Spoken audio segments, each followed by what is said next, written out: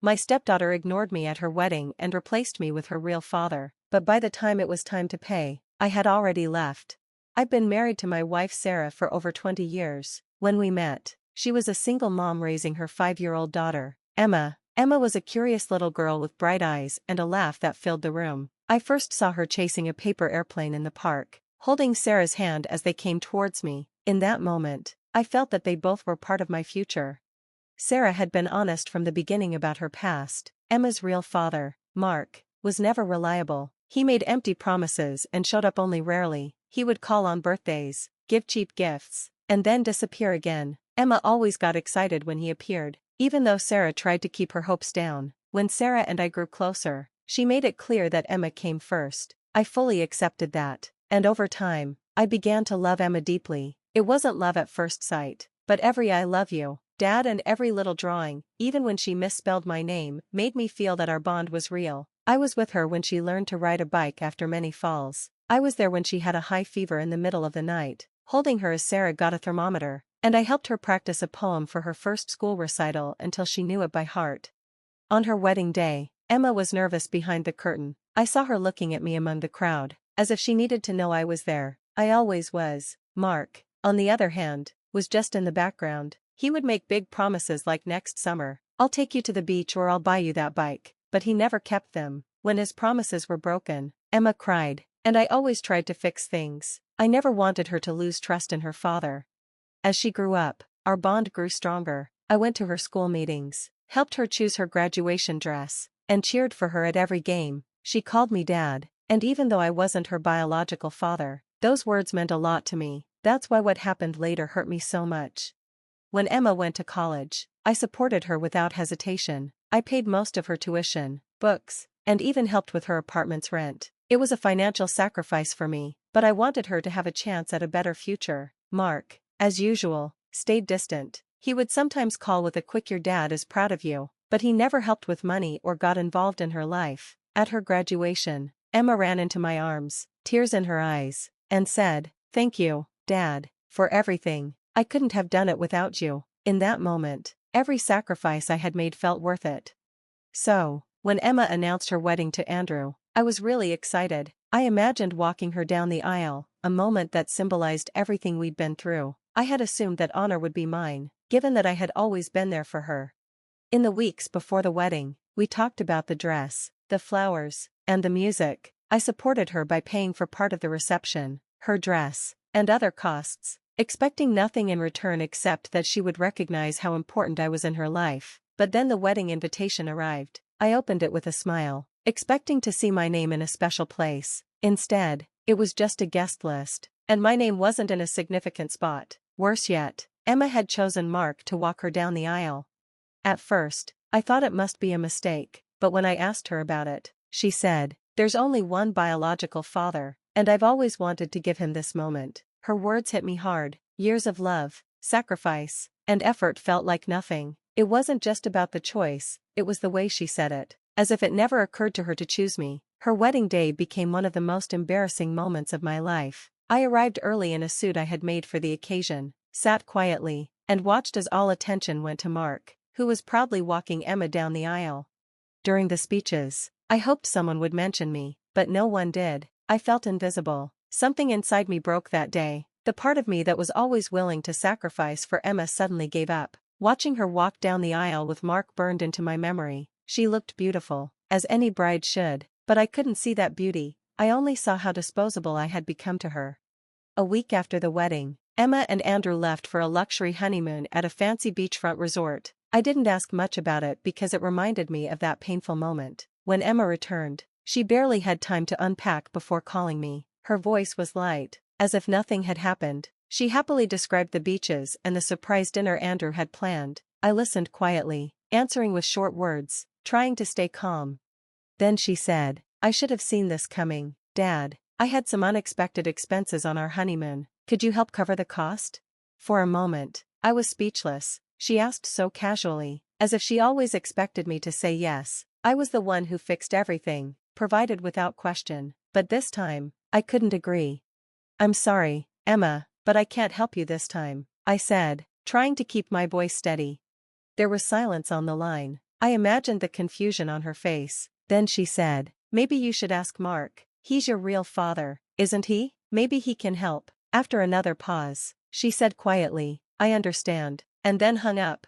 No argument, no anger, just an empty, painful silence. Later, Sarah confronted me. She called me cruel for abandoning Emma when she needed me. I told her it wasn't about the money, it was about respect. I had been there for Emma for more than 20 years, yet when it was time to be recognized, she made me feel unimportant. "I can't keep being the backup plan when things don't go your way," I said. Sarah didn't understand. To her, blood was always more important, even if that blood had only ever made empty promises. Our conversation ended in silence, and something between us changed. An invisible wall grew between us. Since that call, Emma hasn't contacted me. After that conversation, Sarah told me that Andrew was angry with me for not helping Emma in a difficult moment. As usual, Mark had disappeared without a word. I suppose Emma was finally seeing the truth, but it didn't change how I felt. That night, sitting alone in the living room, I remembered every moment of joy I shared with Emma. Every time she smiled and called me Dad, I began to question if the title meant anything to her, or if it was just a word she used when it suited her. I'm not sure if I'll ever move past this, but one thing is clear: I can't keep giving when I feel like I have nothing left to give. Update: 3 months since the wedding. Even though I tried to stay away, more drama found its way to me. Sarah kept trying to fix things between Emma and me, looking at me with disappointment and pleading as if I would return to the old me who always said yes. But Sarah doesn't understand that something changed inside me that day. I can't go back to how things were. Since I refused to pay for Emma's honeymoon, my relationship with her has completely faded. She hasn't tried to contact me, and while that hurt at first, it now feels like a relief. There are no more requests for money hiding as friendly check-ins. What surprised me, though, was how quickly problems started in her marriage. Sarah, who still talked to Emma often, mentioned over dinner that Emma and Andrew are having money troubles. Andrew lost his job, and they're struggling to pay rent. I was already bracing myself. "Sarah, shouldn't we help them? She's our daughter, after all," I said, pausing my meal. I took a deep breath and said, "I'm not her father anymore, Sarah. According to Emma, that role belongs to Mark, so if she needs help, she should ask him." Sarah looked at me as if I had done something unforgivable. "How can you be so cold? She's always counted on you, you can't just turn your back on her now." I bitterly laughed. Cold? That's exactly how she made me feel at her wedding, cold and invisible, like I spent 2 decades being there only to be replaced by Mark. If Mark is the one she wants for the important moments, then he should be there for the hard times too. Sarah stormed off, leaving the conversation there. That night, we slept in silence, turned away from each other. It hurt our relationship, but I couldn't keep being the person who always gave and never received. A week later, Emma didn't contact me directly, but I got a message from Andrew. "Hey, it's Andrew, Emma's husband. I need to talk to you about something important. Do you have time?" I didn't reply immediately. I knew what he wanted: money. Eventually, I agreed to meet him at a local cafe. Andrew was already there, nervously tapping his foot by his coffee. I sat down, and after a few moments, he began, "Thanks for coming. I know things are tense between you and Emma, but we're in a tough spot and thought you might help." It was the request I had expected. I asked, "What do you need?" even though I already knew. Andrew sighed and said, "Since the honeymoon, Emma and I have been struggling. I lost my job, and we're behind on rent. If we don't pay in 2 weeks, we'll be evicted." I paused and then asked, "Have you asked Mark?" Andrew looked confused. "Mark? No, we haven't." I said, "Emma thought you might help because you've always been there for her." I smiled bitterly and replied, "No, Andrew, I won't help this time. It might be time for Mark to step up for once." Andrew tried to argue that it wouldn't be fair if they got evicted and that it wasn't just about Emma, but I interrupted. "This conversation is over. I wish you both the best, but I won't keep solving your problems." I left him there with his untouched coffee and frustration. When I got home, Sarah was waiting, as if she already knew what happened. I didn't give her details. She could tell I had refused to help. Since then, Emma and Andrew have stopped asking me for help. Sarah is still upset and sometimes blames me for everything that goes wrong with Emma, but deep down, I believe I did the right thing. Emma chose to push me aside, and now she is facing the results. Sarah points out that Mark has once again been absent. No calls, no messages. Despite all the effort Emma put into honoring him, he is nowhere to be found when she needs help. Recently, while Sarah was cooking dinner, she said, Emma says Mark promised to help her find a new place, but he hasn't done anything yet. I couldn't help but be skeptical. Still, Emma trusts him. After all the broken promises, she still believes in him. I asked Sarah, why does she keep trusting him? Sarah simply sighed. He's her father. That answer stayed with me for a long time. I tried to fill the void that Mark left in Emma's life, but now I wonder if it all mattered to her at all. Perhaps for her, being biological is more important than actually doing things. A week ago, Emma reached out to me. This time, it wasn't about money. She sent a message asking to meet because she wanted to talk. I hesitated, but eventually, curiosity won. We met at a park we used to visit when she was little. Emma was already there, sitting on a bench and fiddling with her hands. When I got close, she stood up and gave me a hesitant hug. It didn't feel warm, but I accepted it. After a few awkward minutes in silence, she started to talk, not about why she called, but about how hard it was living with Andrew's mother, the tension in her marriage, and how much she missed having her own space. I listened quietly while she poured her heart out. Then she said, "Dad, I know I've disappointed you. I know my choices at the wedding hurt you, and I realize that now." I waited as she continued. I felt a mix of sadness and anger. Emma took a deep breath and said, "I'm sorry for everything. I never meant to make you feel replaced."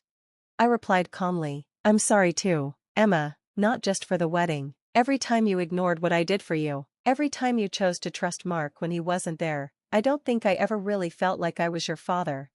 Emma looked down, clearly upset by my words. Perhaps she expected me to forgive her and go back to how things were, but I couldn't. Some things, once broken, can't be fixed. After our talk, she said goodbye and hoped we could rebuild our relationship someday. I didn't say anything back, not because I didn't want to, but because I wasn't sure it was even possible. Emma didn't only break my heart, she shattered my trust in her. Final update. I did something that neither Sarah nor Emma will ever forgive me for, and I'm not even sure I deserve forgiveness. In the past year since the wedding, my marriage with Sarah fell apart. What started as emotional distance turned into a gap that can't be bridged. The love, the bond, and the respect we once had is now gone. Although we still live together, we don't share our lives anymore. The nights we spent talking or watching movies together are now silent. Every time I try to reach out, Sarah builds a wall between us.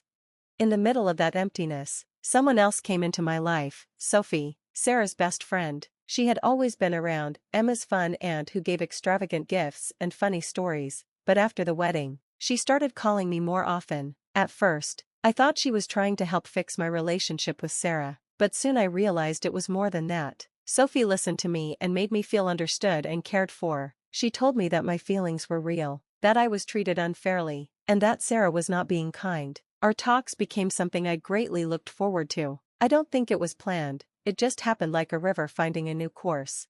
One night, after a long conversation, we sat in silence. We talked about how I felt invisible at home, how cold Sarah had become, and how my life was falling apart. Then, unexpectedly, Sophie took my hand and said, "You deserve to be happy, and they aren't giving you that." I don't know why, but I leaned in and kissed her. She didn't pull away. That night, I didn't go home. I spent hours with Sophie, talking, laughing, and letting out all the emotions I had kept inside. For the first time in a long time, I felt seen and understood.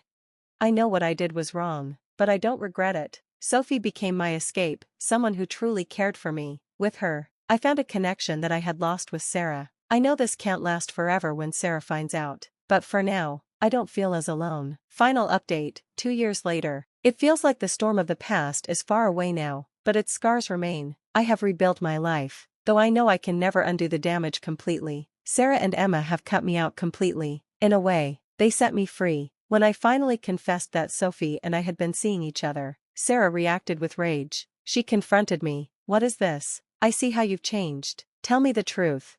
I admitted, "Sophie and we've been together. She was there for me when nobody else was." Sarah's face went from shock to fury, and then she said the words that still haunt me. "So everything you did for us meant nothing?" I couldn't speak. I said, "Everything I did was to keep our family together, but I lost myself along the way. Sarah, while you tried to save Emma, I lost who I was, and you didn't even see it." She screamed, "What you've done is unforgivable. How could you destroy our family?" At that moment, Emma walked in. She looked at me with icy eyes and said, "I thought you were better than this, but you never cared, you just wanted to be the hero. Look what you've done."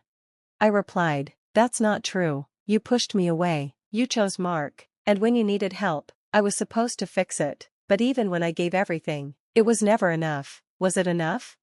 Sarah yelled. That doesn't justify your betrayal. Then Clara told me to leave and never come back. I was hurt, but I also felt some relief. There was nothing left to save. I moved into a small apartment. The divorce process was painful. More painful than the legal fight was the loss of the life we had built together.